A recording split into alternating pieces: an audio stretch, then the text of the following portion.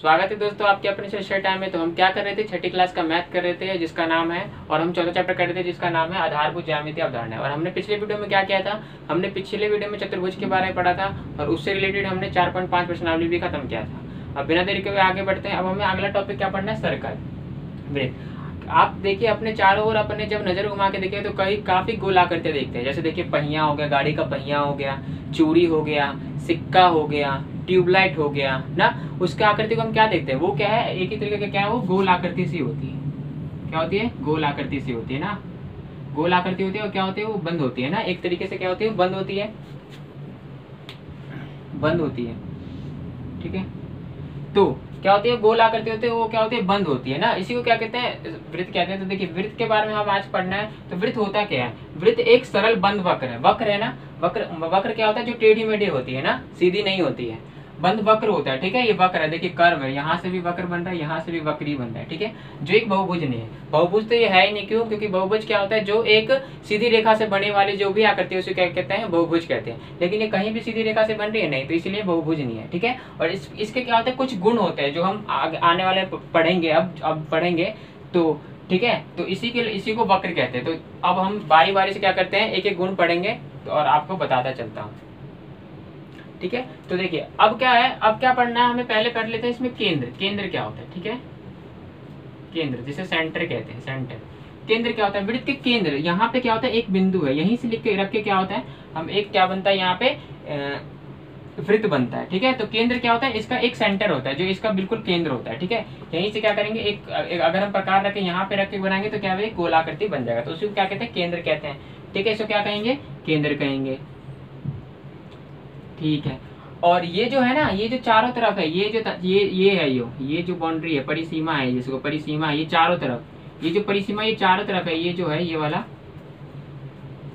ये जो परिसीमा, इसको क्या कहते हैं, इसको क्या कहेंगे, परिधि कहते हैं। ठीक है, परिधि कहते हैं। क्या कहते हैं, परिधि कहते हैं। परिधि मतलब, या इंग्लिश में कहूँ तो इसको हिंदी है परिसीमा, या बाउंड्री भी कह सकते हैं, बाउंड्री। और इंग्लिश में क्या कहते हैं इसको, बाउंड्री वैसे कहते हैं इसको, लेकिन इसको कहेंगे इंग्लिश में कहेंगे सर्कमफ्रेंस कहते हैं, सर्कमफ्रेंस। ठीक है, तो यहाँ पे बाउंड्री के अलावा क्या लिख देता हूँ, सर्कमफ्रेंस ही लिख देता हूँ। ठीक है, क्या लिखता हूँ, सर्कमफ्रेंस, सर्कमफ्रेंस, सर्कमफ्रेंस। ठीक है, तो परिधि देखे, समझ गए। तो केंद्र, उसके जो चारों ओर की जो बाउंड्री होती है उसे क्या कहते हैं, परिधि कहते हैं। और केंद्र क्या हो गया, उस केंद्र से रख के हम कहते हैं वृत्त कह सकते हैं। ठीक है, अब अगला क्या है, ठीक है, देखिए अब अगला क्या पढ़ना है हमें, ये होता है, ये क्या है, ये हो गया, और ये क्या हो गया, केंद्र हो गया। ठीक है, ये इसकी परिधि हो गई। वृत्त के केंद्र से परिधि पे खींची गई कोई सी भी जो लाइन होती है, वृत्त के केंद्र से परिधि पर खींची गई जो लाइन होती है उसे क्या कहते हैं, त्रिज्या कहते हैं। ठीक है, मेरी बात गौर से सुनिएगा, क्या होता है, त्रिज्या। त्रिज्या क्या होती है, देखिए त्रिज्या क्या होती है। अभी तक हमने क्या पढ़ा, यहाँ पे परिधि पढ़ लिया, परिधि भी देख लेते हैं, पढ़ लिया हमने। ठीक है, त्रिज्या, त्रिज्या का अगर मैं क्या लिखा हूं, अगर आपको मैं वो लिखा हूं तो क्या लिखेगा, वृत्त के केंद्र से, वृत्त के केंद्र से, वृत्त के केंद्र से परिधि पर खींची गई रेखा, रेखा को क्या कहते हैं, को त्रिज्या कहते हैं। इंग्लिश में क्या कहेंगे, रेडियस, त्रिज्या कहते हैं। ठीक है, तो इसका मतलब ये नहीं है, तो इसमें बहुत सारे अनगिनत त्रिज्या हो सकती है। देखिए यहाँ से जाएंगे तो ये भी त्रिज्या, यहाँ से जाएंगे तो ये भी त्रिज्या। ठीक है, ये भी त्रिज्या, ये भी त्रिज्या, ये भी त्रिज्या, ये भी त्रिज्या, ये भी त्रिज्या, ये भी त्रिज्या, ये भी त्रिज्या, ये भी त्रिज्या, ये भी त्रिज्या। मतलब एक वृत्त में क्या होता है, एक बिंदु से परिधि पर खींचा गया जो रेखा होती है उसको त्रिज्या कहते हैं। और एक वृत्त में क्या होता है, अनगिनत क्या हो सकती है, त्रिज्याएं हो सकती है। ठीक है, अब क्या पढ़ना है, उसके अगला क्या पढ़ना है हमें, त्रिज्या के बाद देखिए सब में मैं एक बताते चलता हूं आपको। इसमें क्या बन जाएगा, ये क्या हो जाएगा, त्रिज्या। ठीक है, ठीक है, हाँ। अब अगला, जब हम वही त्रिज्या को, ठीक है, वही त्रिज्या को क्या करेंगे, वही त्रिज्या ये वृत्त के केंद्र से परिधि पर खींचा गया जो रेखा होती है उसको त्रिज्या, और उसी त्रिज्या को क्या करेंगे, पूरे इसमें भी कर देंगे पूरा। ठीक है, जब क्या करेंगे हम त्रिज्या का 2 गुना कर देंगे ना, तो क्या बन जाता है, ये पूरे को क्या कहेंगे हम, जैसे देखिए अगर मैं इसका नाम दे दूं, यहाँ पे ये सेंटर है, इसको ओ दे दूं, यहाँ पे ए दे दूं और यहाँ पे बी दे दूं। ठीक है, तो ये जो सबसे बड़ी रेखा है ना, सबसे बड़ी रेखा, उसको क्या कहेंगे हम, व्यास कहेंगे। ठीक है, क्या कहेंगे, व्यास। इंग्लिश में क्या कहते हैं, इसको डायामीटर कहते हैं। क्या कहते हैं, व्यास। तो व्यास क्या होता है, जो व्यास होता है क्या करता है, त्रिज्या का 2 गुना होता है, 2 गुना होता है त्रिज्या का, तो 2 गुना होता है किसका, त्रिज्या होता है। ठीक है, तो क्या क्या कहना है, मतलब जब हम क्या करते हैं त्रिज्या को 2 गुना करते हैं ना, तो क्या निकल के आता है, व्यास निकल के आता है। ठीक है, या हम ये भी कह सकते हैं कि जो त्रिज्या, जो व्यास होता है, जो व्यास होता है, ठीक है, त्रिज्या क्या होता है, त्रिज्या व्यास का क्या होता है, आधा होता है, ये भी कह सकते हैं। ठीक है, आपको ये ध्यान रखना है। तो देखिए इसका, अब इसमें सेम रूल ऐसे ही लगता है कि अब इसका मतलब ये नहीं है कि इसमें एक ही वो रहेगा, एक ही क्या रहेगा, इसमें व्यास रहेगा, इसमें भी अनगिनत व्यास रह सकते हैं। देखिए अगर मैं इस तरीके से खींचूंगा तो इस तरीके से भी हो सकता है, देखिए यूं हो सकता है, यूं हो सकता है, यूं हो सकता है, अनगिनत हो सकता है इसमें, जिस किसकी तरह, त्रिज्या की तरह। तो समझ गए क्या होता है, शुरू में क्या पढ़ा हमने, केंद्र होता है, वृत्त के केंद्र से वृत्त का केंद्र होता है, उससे लेकर हम क्या खींच सकते हैं, वृत्त खींच सकते हैं। और वृत्त के केंद्र, और ये सब क्या होता है, इसके चारों साइड क्या होते हैं, इसकी परिधि होती है, जिसको इंग्लिश में क्या कहते हैं, सेंटर, सर्कमफ्रेंस कहते हैं। और वृत्त के केंद्र से परिधि पर खींचा गया जो रेखा होती है उसको क्या कहते हैं, त्रिज्या कहते हैं। और जब हम त्रिज्या को 2 गुना करते हैं तो हमें क्या मिलता है, व्यास मिलता है। ठीक है, या हम ये भी कह सकते हैं व्यास का आधा क्या होता है, त्रिज्या होता है। ठीक है, त्रिज्या होता है। तो इसको हम देखो यहाँ पे भी ये भी कर देते हैं। देखिए ये तो आपको मिक्सचर हो जाएगा, तो मैं यहाँ से बनाता हूँ, देखिए ये यहाँ से बनाता हूँ, तो ये क्या आ गया, व्यास। ठीक है, व्यास आ गया।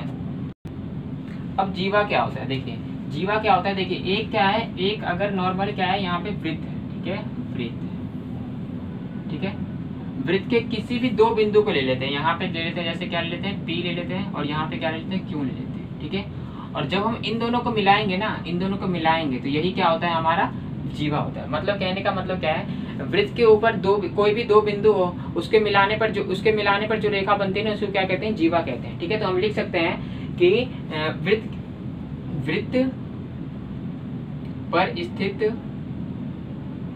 2 बिंदु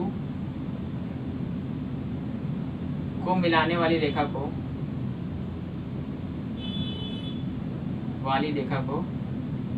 क्या कहते हैं, जीवा कहते हैं। ठीक है, जीवा कहते हैं, इंग्लिश में तो क्या कहते हैं, कोड कहते हैं, कोड, CHORD। ठीक है, अब देखिए तो इसका मतलब देखिए, तो जीवा का मतलब ये नहीं है, तो जीवा देखिए कैसे बन सकता है। अगर मैं 2 एग्जांपल, तो देखिए एक जीवा ये रहा, ठीक, एक ये रहा, तो इसका मतलब क्या है, ये सभी जीवा बनेगा। देखिए यहाँ ये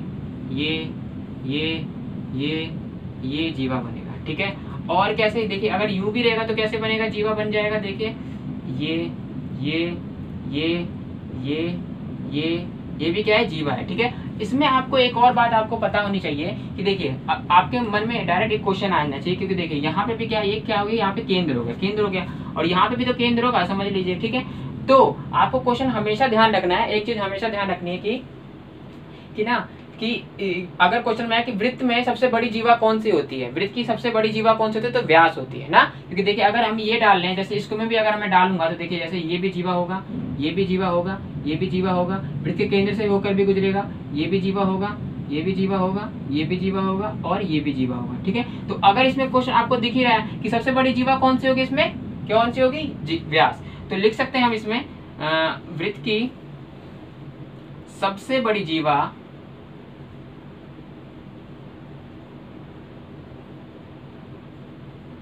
वृत्त का व्यास होता है।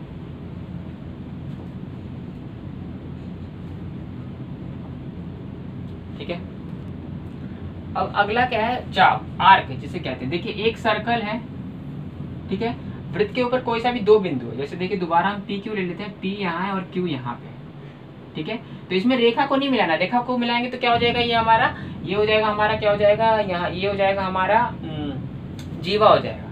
लेकिन क्या करना है, इसका ये PQ क्या हो गया, PQ के ऊपर क्या है, एक वृत्त है, उसके ऊपर 2 बिंदु है PQ। ठीक है, तो यहाँ से जो यहाँ तक डिस्टेंस है ना, देखिए ये वाला डिस्टेंस,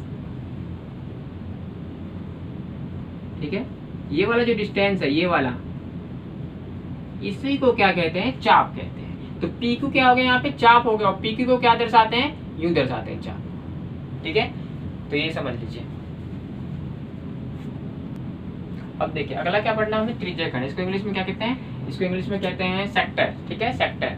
देखिए एक सर्कल है, ठीक है, तो सर्कल के क्या है, देखिए सर्कल में ढंग से नहीं बना, सर्कल क्या होता है, ये देखिए ये इस तरीके से लगभग सर्कल होता है। ठीक है, तो देखिए त्रिज्या खंड क्या होता है, 2, देखिए अगर लिख सकते हो, 2 त्रिज्या तथा एक संगत मतलब से कॉरस्पॉन्डिंग संगत चाप से बनी, चाप से घिरी हुई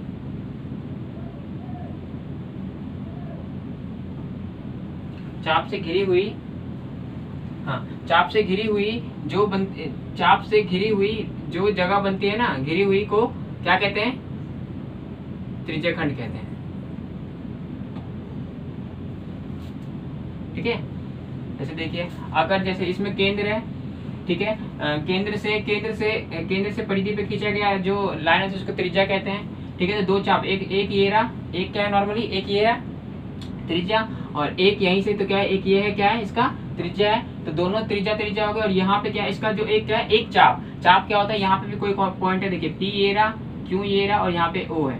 ठीक है, तो पी ओ और ओ आर क्या है त्रिज्या है, और यहाँ पे क्या बन रहा है, इसका एक परिधि बन रहा है। ये क्या बन रहा है, ये क्या बन रहा है, यहाँ पे नॉर्मली देखिए ये क्या बन रहा है, चाप बन रहा है। तो इसी वाले जो जगह है, यही वाला जो जगह है ना, इसी वाले जगह क्या क्या कहते हैं, त्रिज्या खंड कहते हैं।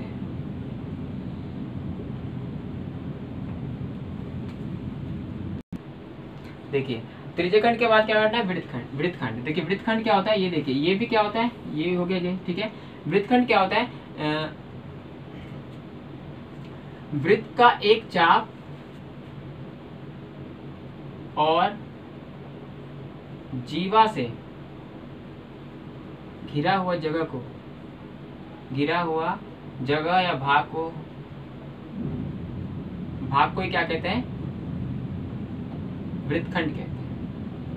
कैसे देखिए ये बताता हूं, कहते हैं।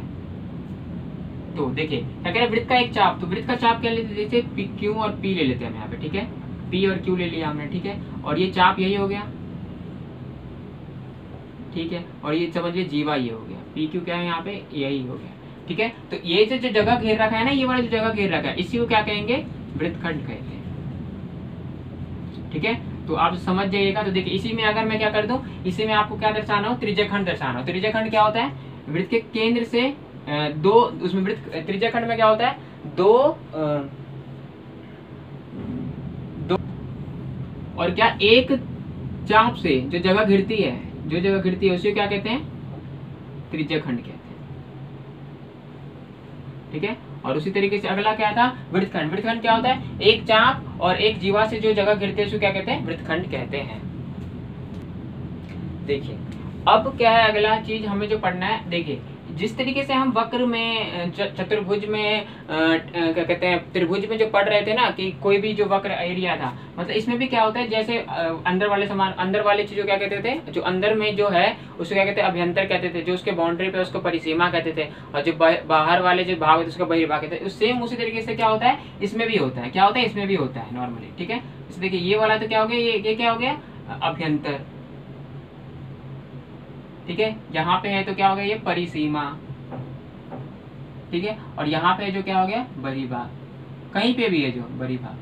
ठीक है, अंदर का ये मतलब कहीं पे भी हो, अंदर हो लेकिन तो अभ्यंतर, बाहर हो गया तो परिसीमा, और बाहर उसके बाहर हो गया तो क्या हो गया, बहिर्भाग हो गया। इसी तरीके से देखिए एक और चीज हमें इसी में पढ़ना है, क्या पढ़ना होता है, देखिए वृत्त तो पूरा पढ़ा है हमें, वृत्त होता है ये। ठीक है, वृत्त होता है पूरा वृत्त। ठीक है, वृत्त होता है। वृत्त को क्या करें, अगर हम सिंपल आधे भाग में काटे, आधे भाग में पूरी तरीके से काटे, जो क्या करता है, आधे भाग में काटे, जिसको क्या होता है, दो ऐसे बन जाए। ठीक है, दो बराबर भागों में कट जाए, उसे क्या कहेंगे, अर्धवृत्त कहते हैं। इसको क्या कहेंगे, अर्धवृत्त। ठीक है, अर्धवृत्त समझिए, अर्धवृत्त होता है, जिसको इंग्लिश में कहते हैं सेमी सर्कल कहते हैं। और अब ये जो वृत्त होता है आधे आधे कब बढ़ता है, देखिए हमेशा आपको ध्यान रखना है, जो वृत्त हमेशा आधे आधे भाग में कैसे बढ़ता है, अपनी व्यास से बढ़ता है। देखिए जो व्यास होगा ना, जैसे ये सबसे बड़ा क्या होता है, सबसे बड़ी जीवा क्या होती है, व्यास होती है। व्यास ही क्या करता है, एक सर्कल को, एक वृत्त को दो बराबर भागों में बांटता है। तो हम क्या लिख सकते हैं, व्यास ही एक वृत्त को दो बराबर भागों में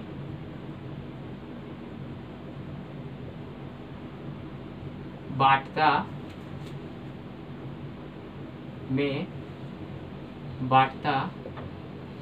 है। कैसे, देखिए कि जैसे एक सर्कल है, ठीक है, जैसे ये एक क्या हो गया, इसका व्यास हो गया। ठीक है, इसी तरीके से ये सर्कल है, इसका ये व्यास हो गया। तो ठीक है, दो बराबर भागों में बांटते हैं ना, तो यही अर्धवृत्त होता है। क्या होता है, मतलब अर्धवृत्त क्या होता है, दो, जब एक ही सर्कल को दो बराबर भागों में बढ़ता है ना, तो एक जो भाग होता है उसको क्या कहते हैं, अर्धवृत्त बनते हैं। ठीक है, और इसी तरीके से आप वो भी कर सकते हैं कि जब दो अर्धवृत्त मिलते हैं तो क्या एक पूरा वृत्त भी बन सकता है। तो इस तरीके से हमें जो वृत्त में पढ़ना था हमने पढ़ लिया है। क्या क्या पढ़ लिया हमने, बिंदु पढ़ लिया, क्या कहते हैं केंद्र क्या होता है वो भी पढ़ लिया हमने, वृत्त क्या, त्रिज्या क्या होती है, परिधि क्या होती है, व्यास क्या होती है ये भी पढ़ लिया हमने। और उसके बाद हमने क्या क्या पढ़ा, चाप भी पढ़ लिया, त्रिज्या खंड क्या होता है, वृत्त खंड क्या होता है, ये सारी चीजें हमने पढ़ लिया है। ठीक है, और लास्ट में हमने क्या पढ़ा था, अर्धवृत्त भी पढ़ लिया ना, कि जो व्यास क्या करता है, वृत्त को दो बराबर भागों में बांट देता है। ठीक है, और एक वृत्त को क्या कहते हैं, जो आधा पूरे जो पूरी तरीके से डिवाइड होता है, आधे वाले भाग को क्या कहते हैं, वृत्त के अर्धवृत्त कहते हैं। ठीक है, तो इस तरीके से हमें जो बेसिक चीजें पढ़ना था हमने पढ़ लिया है। तो मिलते हैं नेक्स्ट वीडियो में 4.6 प्रश्नावली के साथ, तब तक के लिए नमस्कार।